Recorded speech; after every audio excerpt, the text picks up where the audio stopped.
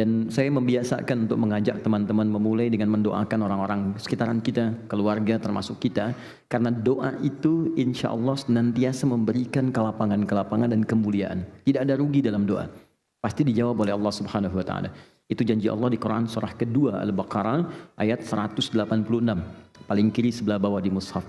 Allah katakan wa idza sa'alaka 'ibadi 'anni fa inni qarib. Kalau hambaku sedang mencari-cari aku, katakan padanya aku dekat. Biasanya kalau orang cari Allah kan motifnya dua. Kalau bukan ingin tobat, atau yang kedua dia punya kebutuhan yang dimintakan kepada Allah. Dua itu. Kata Allah katakan padanya, Allah berikan harapan. Gak usah lelah mencari, aku dekat. Jadi bahasa indah ya. Bukan hanya dalam bahasa Arab, tapi dalam ilmu psikologi pun memberikan harapan yang kuat. Anda bertanya, Ustadz di mana?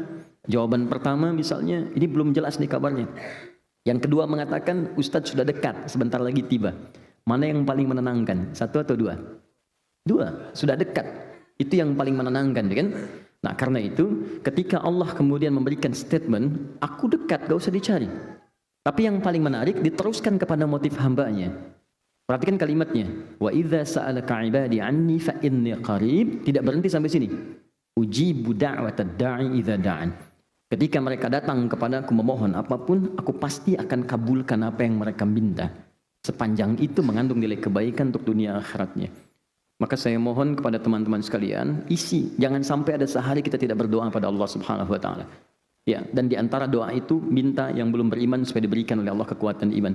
Alhamdulillah kami di Bekasi dengan teman-teman membiasakan dan hampir setiap pekan ada yang masuk Islam. Ada yang masuk Islam. Ada yang mantan preman, ada yang mantan pembunuh, ada yang mantan penjudi, ada yang biasa-biasa, tapi kita bahagia gitu. Ya, beberapa waktu yang lalu datang ke Akhir Center itu satu pertanyaan, Ustadz, saya mantan pembunuh, bisa nggak saya tobat? Saya katakan selamat.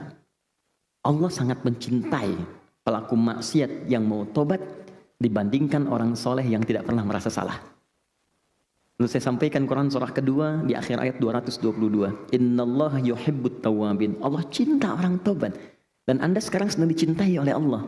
Saya pun belum tentu bisa mendapatkan status itu. Jadi ketika Allah menanamkan cintanya, ambil itu. Karena tidak semua hamba bisa mendapatkan kesempatan itu.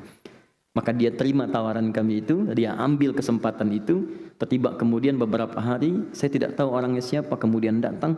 Orang yang penuh dengan tato, wajahnya juga kelihatan tidak biasa. Tapi tiba kemudian ada pancaran keindahan di wajahnya. Dia datang cuma meluk, nangis. Setelah itu pamit pulang. Tapi dalam hatinya saya melihat ada janji untuk menjadi hamba yang lebih baik daripada sebelumnya. Setiap kita tidak pernah ada orang yang suci. Semua manusia pasti punya latar belakang yang pernah berbuat salah. Dan harapan itu dibuka oleh Allah untuk kembali menjadi baik. Adam itu manusia, Adam pernah salah. Dan Adam diberikan kesempatan berubah, Adam bertobat.